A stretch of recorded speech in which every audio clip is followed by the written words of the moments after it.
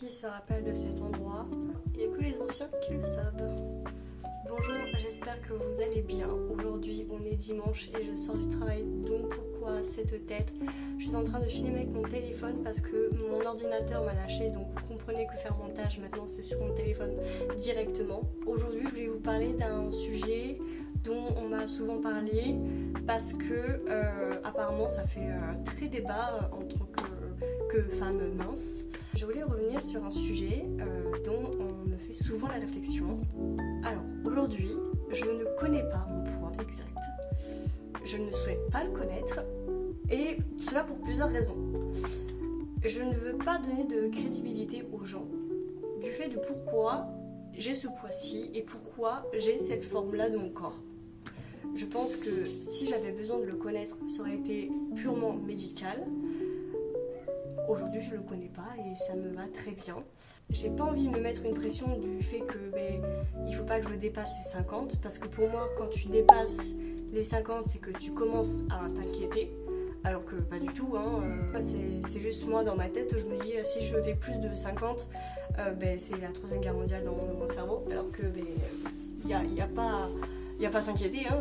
C'est comme ça. Ça se trouve, je fais 50 kilos et je sais pas.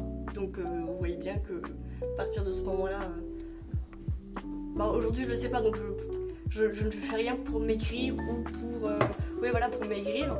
Toutes les personnes qui demandent mon poids, je ne vous le donnerai pas parce que je ne le connais pas.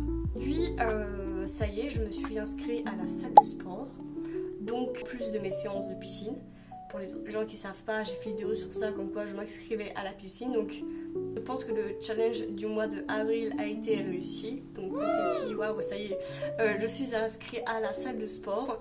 Inscrite à la salle de sport, pas pour perdre du poids du coup, pas pour prendre du muscle ou je ne sais quoi. Enfin, forcément on va perdre ou prendre du poids, mais c'est pas du poids, vous savez, gras.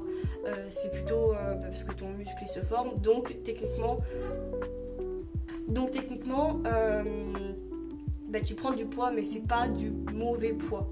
Je sais pas si c'est très clair pour vous, mais voilà. En tout cas, ce que je voulais dire, c'est que je me suis inscrite à la salle de sport, non pas pour perdre du poids, mais c'est surtout pour m'entretenir, faire passer le temps, du temps à perdre, bien sûr.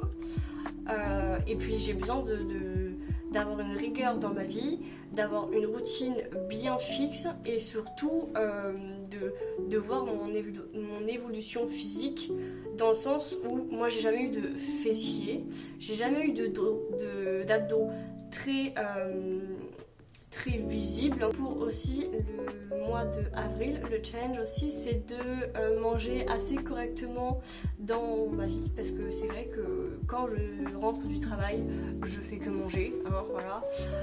C'est très facile d'aller à la boulangerie et acheter toujours des cochonneries au lieu de se dire ok, là je vais manger, je sais pas, une pomme qui traîne ou une banane ou je ne sais quoi. C'est très simple d'aller acheter quelque chose et de pas s'y préparer en avance. Moi je travaille dans un restaurant, donc c'est la cuisine qui prépare toujours mes repas. Donc c'est vrai que... Alors déjà moi j'ai une alimentation très particulière parce que je suis intolérante à pas mal de choses. Voilà, il va falloir que je commence à vraiment me mettre dans mon frigo et me dire bon, il faut que tu manges ça.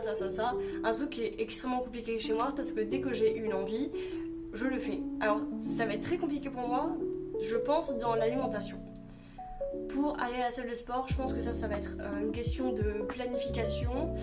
Surtout que là, on fait à la salle de sport des cours, le plateau et mes cours de natation à côté. Donc ça, c'est déjà encadré dans mon planning. C'est déjà prêt à enregistrer en fait.